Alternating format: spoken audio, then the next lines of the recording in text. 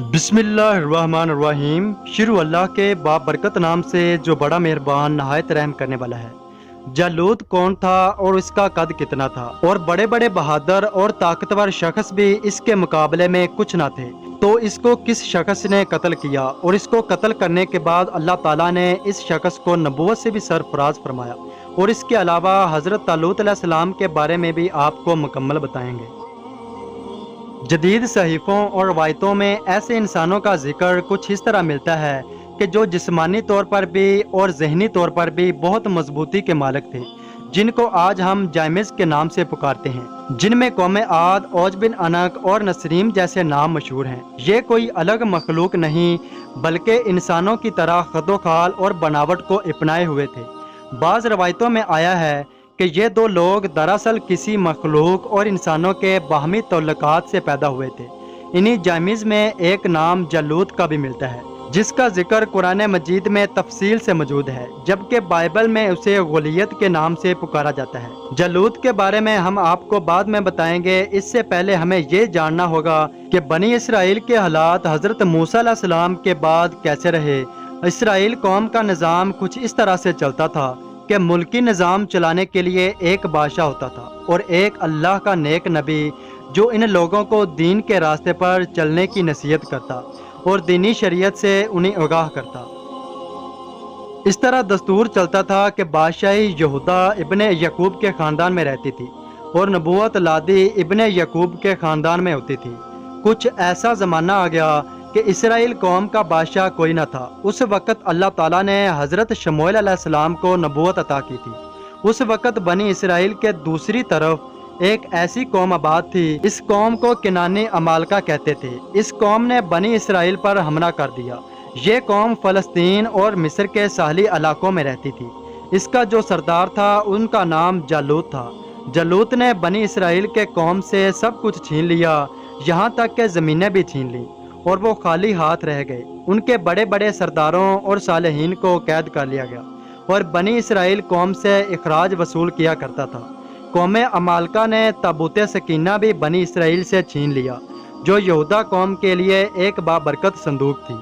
जिस दिन वो संदूक से महरूम हुए, उसी दिन के बाद उनके हालात बदतरीन हो गए और दुश्मनों को मौका मिल गया। लिहाजा जब हज़रत शमूएल अलैहिस्सलाम को अल्लाह ताला ने नबूवत के ओहदे पर फैज़ फरमाया, उस वक़्त वहाँ कोई बादशाह मुकर्रर न था। इसलिए बनी इसराइल कौम ने आप अलैहिस्सलाम से कहा कि किसी शख्स को हमारा बादशाह बना दीजिए। तो आप अलैहिस्सलाम ने अल्लाह के हुक्म से तालूत को बादशाह मुकर्रर कर दिया। हज़रत तालूत अलैहिस्सलाम बनी इसराइल में सबसे ज़्यादा मजबूत और बड़े आलम थे, लेकिन गरीबी से चूर थे। वो चमड़ा पकाते और बकरियों को चिराकर ज़िंदगी गुजारा करते थे। तालूत को बादशाह बनाने पर बनी इसराइल ने एतराज़ किया कि तालूत शाही ख़ानदान में से नहीं है, लिहाजा ये हमारा बादशाह नहीं हो सकता। हम कैसे इसे बादशाह मान लें? इससे ज़्यादा तो बादशाही के हकदार हम लोग हैं, क्योंकि हम लोग शाही ख़ानदान से तल्लक रखते हैं। इसके पास तो माल दौलत भी नहीं है। बनी इसराइल के ये बातें सुनकर हज़रत शमूएल अलैहिस्सलाम ने फरमाया, अल्लाह ने तुम्हारे हक़ में जो भी अता किया है, तुम्हारी इसमें बेहतरी है।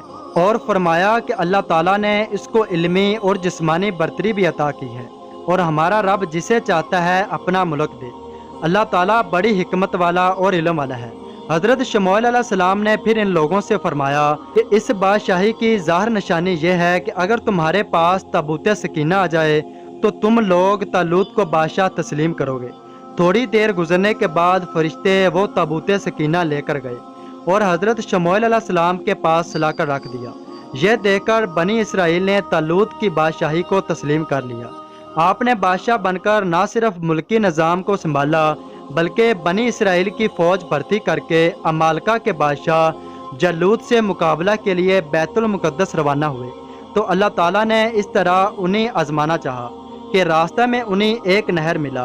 यह नहर फ़लस्तीन और मिस्र के साहली इलाकों के दरमियान वाक़या था। उन्हें उस वक़्त बहुत प्यास भी लगी हुई थी, लेकिन अल्लाह का हुक्म था कि जो मेरे बंदे हैं वो इस नहर से पानी ना पिए, और जो इसमें से पानी पिएगा वो मेरी नाफरमानी करेगा। लेकिन जो ज़्यादा प्यासा है उसे ये इजाज़त है कि वो एक चुल्लू अपने हाथ का पानी पी सकते हैं। इस सख्त गर्मी में सामने पानी मौजूद होने के बावजूद भी وہ پانی نہ پی سکتے تھے، مگر جو نافرمان لوگ تھے وہ بے صبری سے پانی پینے لگے اور خوب پانی پی لیتے ہیں، جس کے بعد ان کے ہونٹ سیاہ ہو گئے اور ان کی پیاس پہلے سے بھی زیادہ بڑھ گئی اور وہ لڑنے کے قابل نہ رہے۔ فرما بردار بندوں نے اللہ کے حکم کا احترام کرتے ہوئے انہوں نے صرف ایک چلو پانی پیا۔ انہوں کے لیے ایک چلو ہی کافی ہو گیا اور ان کی پیاس بجھ گئی۔ لشکر طالوت کی تعداد 80,000 تھی، جس میں صرف 313 لوگوں نے اللہ تعالیٰ کی اطاعت کی۔ جب بنی اسرائیل نے نہر پار کیا تو سامنے جالوت کی فوج کھڑی تھی۔ بنی اسرائیل نے ایلا کی وادی میں خیمہ گاڑ دیا اور وہاں جمع ہو گئے۔ دونوں فوجیں آمنے سامنے کھڑے ہو گئے۔ تھوڑی دیر بعد فوج کا سربراہ جالوت، جو بہت ہی طاقتور اور بڑے قد والا تھا، وہ میدان میں اتر آیا۔ اس کے بعد دونوں فوجیں آپس میں مد مقابل ہونے کے لیے تیار ہوئیں۔ تو حضرت طالوت نے اپنے لشکر سے یہ اعلان کیا کہ جو شخص جالوت کو قتل کرے گا میں اپنی بیٹی کو اس کے حق میں دے دوں گا اور اپنی آدھی جائیداد بھی اس کے نام کروں گا۔ یہ اعلان سن کر حضرت داؤد علیہ السلام آگے بڑھے، جو ابھی بہت ہی کم عمر اور جسمانی طور پر بھی کمزور تھے۔ وہ اتنے غریب تھے کہ بکریاں چرا کر اپنی زندگی بسر کرتے تھے۔ جب جالوت نے چھوٹی عمر کے بچے کو اپنے مقابلے پر دیکھا تو کہنے لگا، چلا جا، میں تم سے لڑنا پسند نہیں کرتا۔ حضرت داؤد علیہ السلام نے فرمایا، لیکن میں تجھ سے لڑنا پسند کرتا ہوں اور میں یہ چاہتا ہوں کہ تو میرے ہاتھوں سے ہی قتل ہو۔ حضرت داؤد علیہ السلام غلیل بھی اپنے ساتھ رکھتے تھے اور اسے غلیل کے ساتھ پتھر پھینکنے میں کافی تجربہ تھا۔ حضرت داؤد علیہ السلام نے پتھر کو اپنے غلیل کے گوبن میں رکھا اور بسم اللہ پڑھنے کے بعد اسے جالوت کی طرف چلایا۔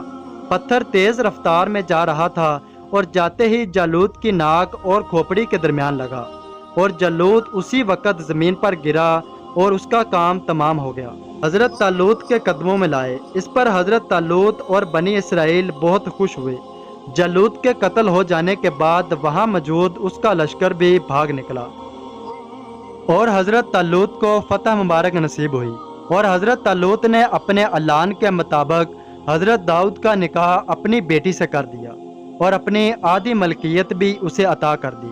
40 دن بعد حضرت طالوت کا انتقال ہو گیا تو اس کے بعد حضرت داؤد علیہ السلام آپ کی پوری سلطنت کے مالک بن گئے۔ حضرت شموئیل علیہ السلام کے انتقال کے بعد اللہ تعالیٰ نے آپ کو بادشاہی کے ساتھ ساتھ نبوت سے بھی سرفراز فرمایا۔ حضرت داؤد علیہ السلام بنی اسرائیل کے پہلے شخصیت تھے جنہیں بادشاہت اور نبوت دونوں عطا کی گئی تھی۔ ہم نے دیکھا کہ داؤد علیہ السلام کے پاس تلوار نہ تھی اور صرف ایک غلیل تھا، جس سے آپ نے پتھر کے ذریعے اس مضبوط پختہ جالوت کو زمین پر گرا ڈالا۔